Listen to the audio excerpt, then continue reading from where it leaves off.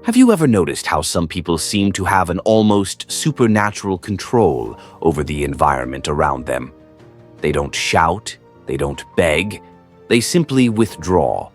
And suddenly everything changes. The energy shifts. People start to question. They begin to chase after them. They start to feel. And in that silence, the world around them goes into crisis. What if you did the same?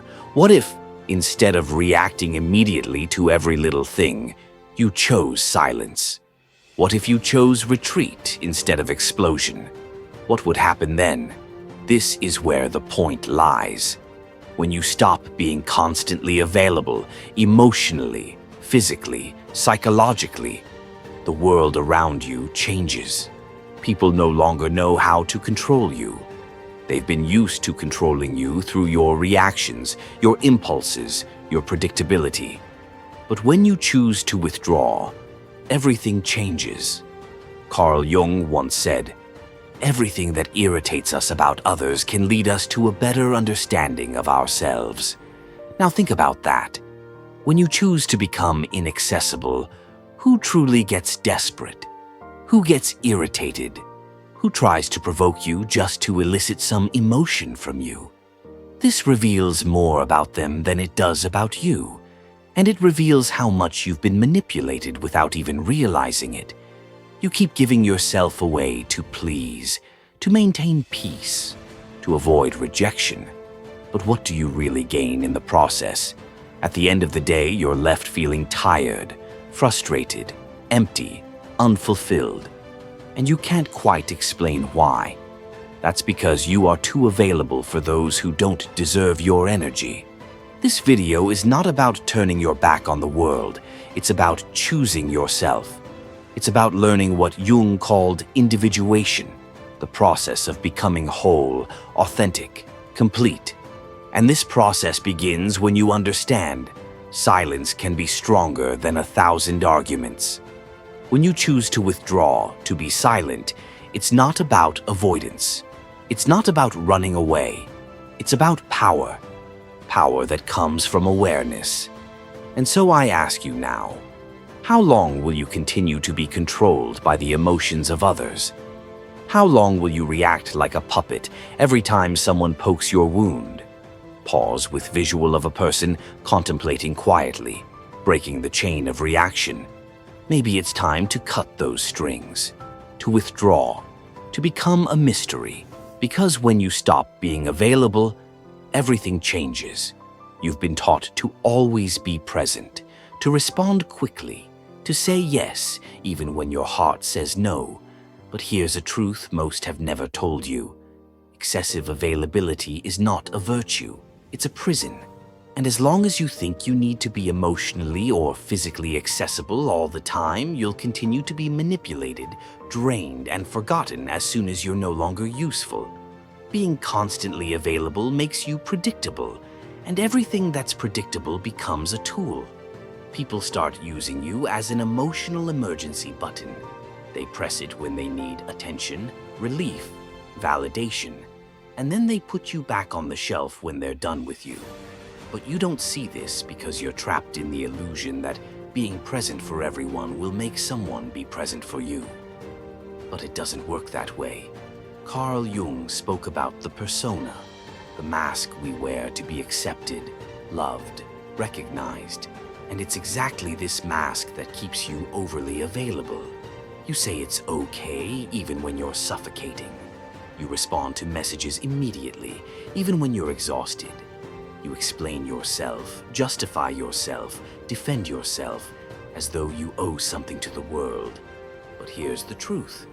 The more you place yourself at the center of others' stage, the more you disappear from your own. Being available all the time is a subtle form of self-abandonment. It's a disguised way of seeking approval, avoiding rejection, trying to control the image others have of you. But this control comes at a price. Your peace, your vital energy is being distributed as if it were infinite. But it's not. It's limited. And those who want you available all the time, they don't want you.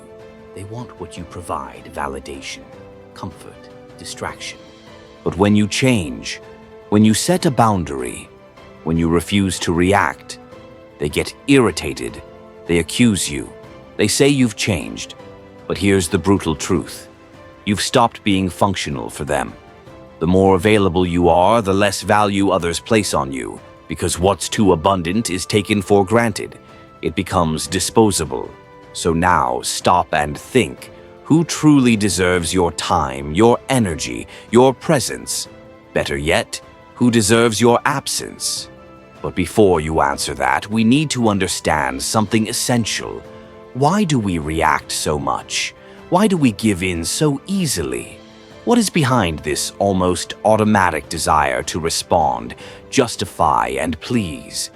The answer lies in what Carl Jung called psychic energy, and that's what we're going to talk about next.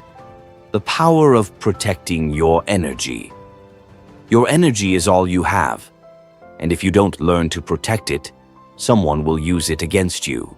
Carl Jung didn't see the human psyche as a machine that reacts to stimuli without consequences. For him, the mind is an energy system. Every thought, emotion, and action consumes a part of that energy. Are you choosing where your energy goes? Or is the world deciding for you? And so, we come to the end of this journey. You've learned how emotional sovereignty is not about rejecting others, but about choosing yourself. Choosing silence not as a form of avoidance, but as a powerful act of presence. You've understood that when you stop being constantly available, you reclaim your energy. Your boundaries become your shield, your silence, your voice. You no longer allow the world to dictate your worth, your availability, or your emotional responses. You've stepped into your own power, without arrogance, without control, but with quiet confidence. Remember, the moment you stop reacting is the moment you start living consciously. You no longer have to live for others. You live for yourself. Your silence speaks volumes. Your energy becomes your currency, and your presence is a gift, not an obligation.